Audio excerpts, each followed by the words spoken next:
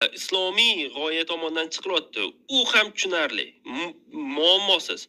Lekin Ismoil absolyutga olib chiqyapti-da. Ya'ni absolyutga ham mana shu oppoq, qolgan hammasi qop-qora deyilyapti. Menimcha bu Iroqmi shunda? Yo'q. Xo'p. Shu Afg'oniston yoki Iroq nimaga rivojlanishmadi, bilasizmi? Endi u yerda islomni shunaqa qilishdi-da, yo'q, u yoqqa Amerika kirib bordi. Buni men aytayotganim yo'q. Amerikaning prezidenti aytayapti, eshiting. Albatta, Iroqdagi urush katta va ochiq xato edi.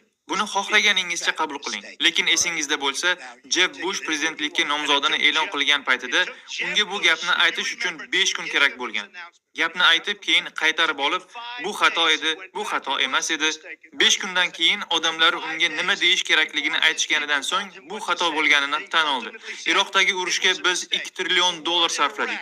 Minglab insonlar halok bo'ldi. Endi u bizda yo'q. Eron Iroqni egallab olyapti. Dunyodagi ikkinchi eng katta neft zaxirasiga ega davlatni. Aniqki bu xato edi. Demak, George Bush xato qilgan. Biz ham xato qilishimiz mumkin, lekin bu chinakam go'zal xato bo'ldi.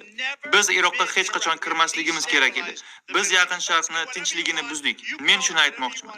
Ular yolg'on gapirishdi. Ular Iroqda ommaviy qirg'in qurollari bor deyshti. Lekin u yerda hech qanday qurol yo'q edi. Ular o'zlari ham buni bilishardi. Iroqda hech qanday ommaviy qirg'in qurollari